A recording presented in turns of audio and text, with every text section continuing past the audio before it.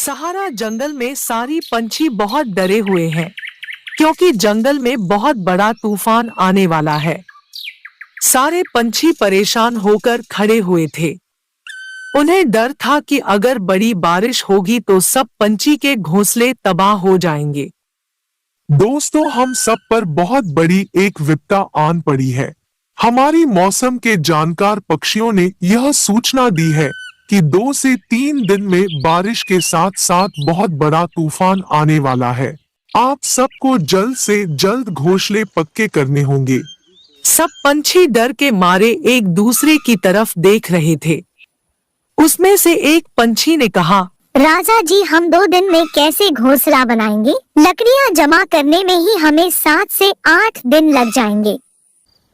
तुम चिंता मत करो, हमने इसकी व्यवस्था पहले से ही कर ली है। हमारे राज्य के भंडार में कुछ लकड़ियां जमा है। आपातकालीन समय के लिए इसे रखा था। अब इसका इस्तेमाल करने का समय आ गया है। हमारे सहारा राज्य के सिपाही आपके घोंसले के नीचे कुछ लकड़ियां डाल देंगे। आपको सिर्फ अपने घोंसले पक्के करने हैं। चलो अब घोंसलों की तैयारी में लग जाओ।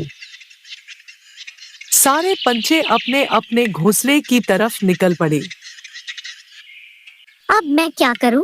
मेरा तो इस दुनिया में कोई नहीं है और अब मुझसे ये सब काम भी नहीं होते। तुम चिंता मत करो मीनू मौसी, मैं हूँ ना आपके साथ। हम दोनों मिलकर अपना घोंसला बनाएंगे ताकि दोनों का समय बचेगा। नहीं, मुझे किसी का एहसान नहीं चाहिए। अगर कहीं तुमने बारिश के समय घोंसले से बाहर निकाल दिया तो मेरा क्या होगा? फिर मैं कहाँ पर जाऊंगी? ऐसी बात नहीं है मौसी, मैं तो हम दोनों के भले के लिए कह रहे थी ताकि दोनों का समय बच जाए। रहने दो, मैं देख लूंगी। ठीक है, जैसे आपकी मर्जी। सब सिपाही पंछी की राह देख रहे थे। सबको घोंसला जो बनाना था। थोड़ी देर बाद सिपाही पंछी लकड़ियां लेकर आ गए। उन्होंने हर एक पेड़ के नीचे लकड़ियां डाल दी। मीनू मौसी और लाडो लकड़ियों के पास आ जाती है। उन दोनों से पहले कालू कौवा और बुरा कौवा वहां पर पहुंच चुके थे। आ गए दोनों। काम के समय पर तो गायब हो गए और जब प्रसाद बट रहा हो तो दोनों पहले से हाजिर रहते हैं। मतलब भी कहीं के। करे मीनू मौसी, इन लकड़ियों पर सिर्फ तुम्हारा नाम नहीं लिखा है, इन पर हमारा भी अधिकार है। हाँ हाँ, मुझे मत सिखाओ क्या अधिकार है और क्या नहीं। मैं तुम जैसे को बहुत अच्छी तरह से जानती हूँ। सिर्फ 3 घोंसले बनाने जितनी ही लकड़ियाँ है और इनमें से मैं मेरा हिस्सा नहीं देने वाली। तुम तीनों में से किसी एक को दूसरे लकड़ियों का इंतजाम करना पड़ेगा। मीनू मौसी, ये समय झगड़ा करने का नहीं है। ऐसी स्थिति में हमें समझौते से काम लेना पड़ेगा। मैं नहीं करने वाली, समझता समझता करना है। आपस में करो। कालू सही कह रही है मौसी, हमारे पास बहुत कम समय है। बारिश का तूफान कभी भी आ सकता है। हम चारों में से किसी 2 को एक घोंसले में रहना होगा। ऐसा करो, कालू और बुरा मिलके एक घोंसला बना सकते हैं। दोनों की जोड़ी अच्छी बनेगी। नहीं नहीं रे बाबा, ये कालू बहुत ही आलसी और कामचोर है। इसकी और मेरी नहीं बनेगी। कालू भैया, अब हमारे पास दूसरा उपाय नहीं है। अगर आपको कोई परेशानी नहीं है तो हम दोनों साथ में घोंसला बना लेते हैं। मुझे कोई परेशानी नहीं है लडो। तो चलो फिर हम घोंसला बनाने की जगह तय करके आते हैं। हाँ हाँ, जाओ जाओ। वैसे भी मुझ जैसे अबला चिड़िया की कौन मदद करने वाला है। आप भी हमारे साथ चलिए, हम सब अच्छी जगह तय करते हैं। मुझे कमक्ल मत समझो, मैं क्या बेवकूफ लगता हूँ? मैं तुम तीनों से अच्छा घोंसला बना सकता हूँ। भूरा कहते हैं मुझे।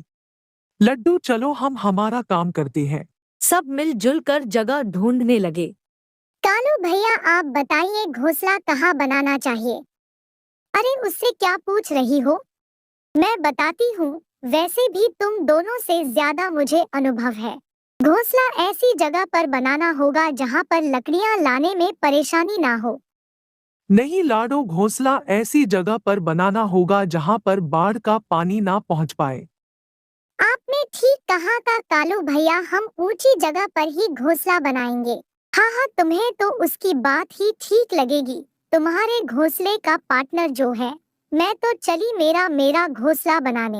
ऐसा कहकर मीनू मौसी लकड़ियां लाने के लिए निकल पड़ती है। तुम घोंसला बनाने में माहिर हो, तुम घोंसला बनाओ, मैं तुम्हें लकड़ियां लाकर दूंगा।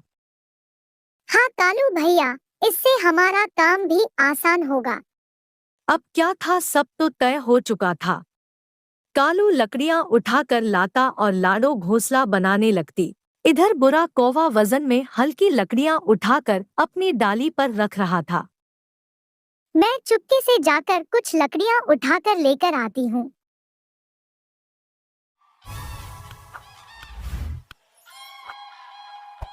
Thank you for watching video. अगर आपको ऐसे ही और वीडियो चाहिए तो कमेंट जरूर करें।